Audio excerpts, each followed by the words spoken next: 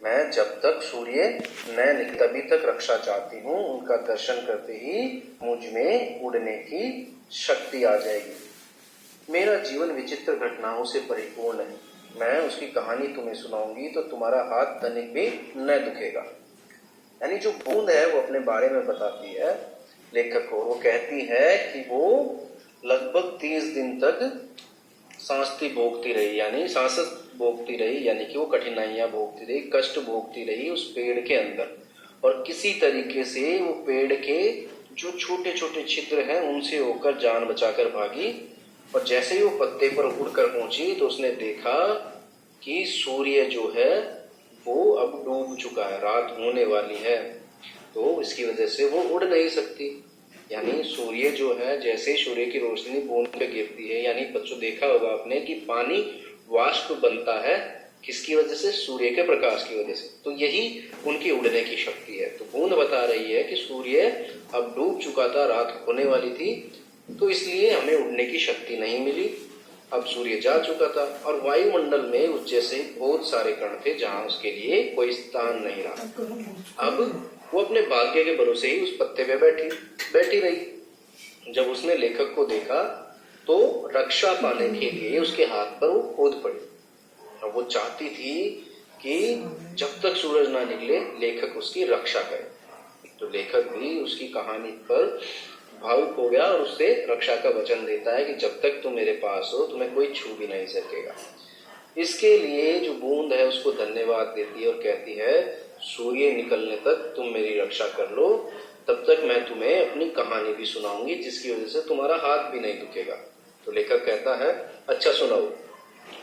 बहुत दिन हुए मेरे पुरखे हाइड्रोजन यानी हाइड्रोजन और ऑक्सीजन यानी ऑक्सीजन नामक दो गैसें वायुमंडल में लपटों के रूप में विद्यमान थी। यानी जो जल है हमारा बच्चों, हाइड्रोजन और ऑक्सीजन के मिलने से बनता है।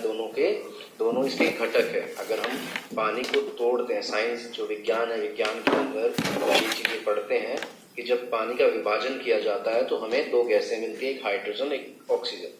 तो इनके मिलने से पानी का निर्माण होता है। तो बूंद बताती है कि उनके पुरखे हाइड्रोजन और ऑक्सीजन यानी ऑक्सीजन नामक दो गैसें सूर्यमंडल में लपटों के रूप में विद्यमान थी।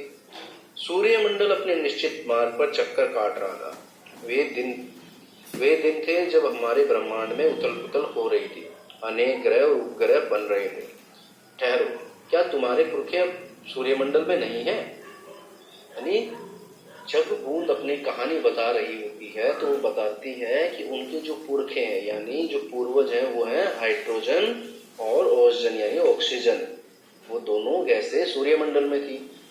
सूर्यमंडल में उथल पुथल मची हुई थी, ब्रह्मांड में उथल पुथल मच रही थी, ग्रह उपग्रह बनते जा रहे थे और उसी बीच में ये दोनों गैसें इधर उधर लपटे उठाती हुई घूम रही थी। तब लेखक उससे पूछता है उनसे कि क्या अब तुम्हारे पुरखे सूर्यमंडल में नहीं है? उनके वंशज अपनी भयावह लपटों से अब भी उनका मुख जो उज्जवल किए जा हुए हैं।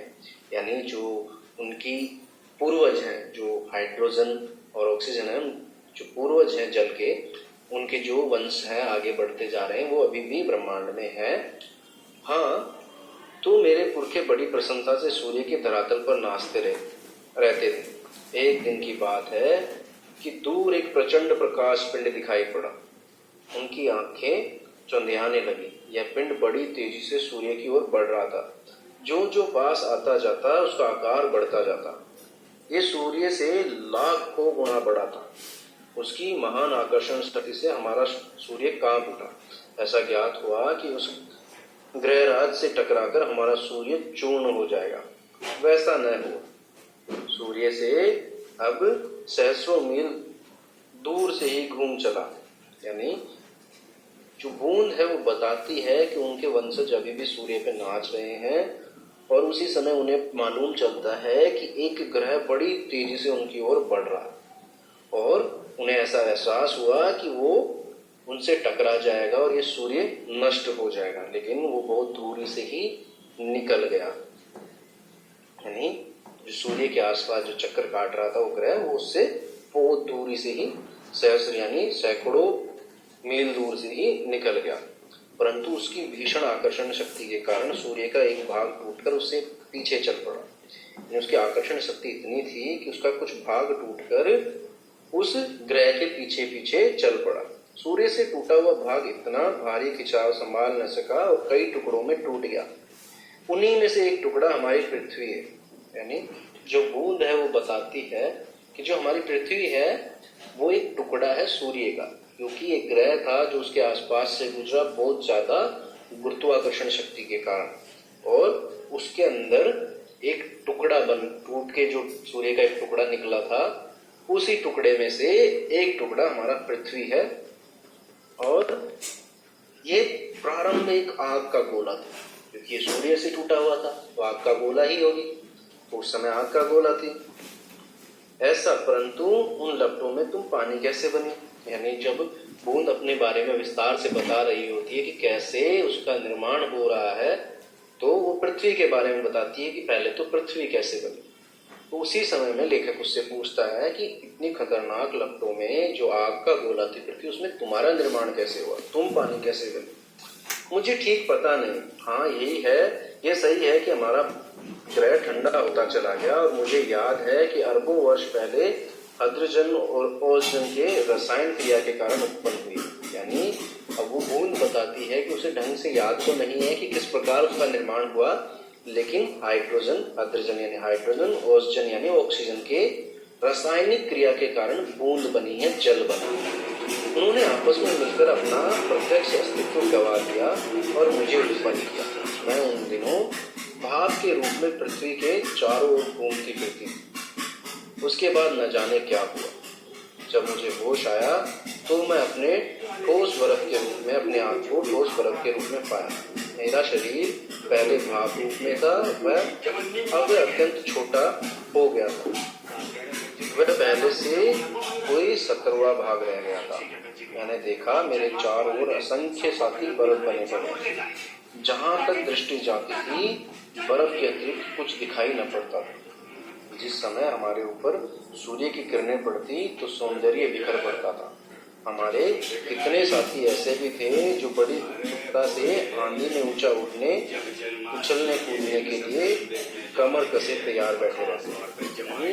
जो बूंद है वो बताती है कि हाइड्रोजन और ऑक्सीजन के रासायनिक क्रिया से उसका उत्पन्न हुआ। पहले वो गैस के रूप में विद्यमान थी और फिर जैसे रासायनिक क्रिया हुई वो पानी बन गई। लेकिन पृथ्वी पहले आग का गोला थी तो उसमें जल गैस के रूप में विद्यमान। बूंद बताती है कि पहले मैं भाप थी, लेकिन जैसे रासायनिक क्रिया हुई मैं जल बनी, और अचानक से क्या पता नहीं क्या हुआ कि जब मेरी आंख खुली तो मैं यहाँ बर्फ के टुकड़े के रूप में मौजूद थी। और मैंने पाया कि मेरे जैसे ही बहुत से भाई बंधु, बहुत सी बूंदें यहाँ पर बर्फ के टुकड़े के रूप में विद्यमान है।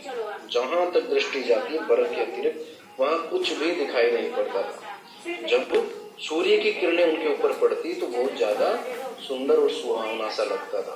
और कुछ उनके साथी ऐसे थे जो हमेशा उड़ने की उत्सुकता में रहते थे, उछल कूद करने के लिए हमेशा कमर कसकर बैठे रहते थे। बड़े आनंद का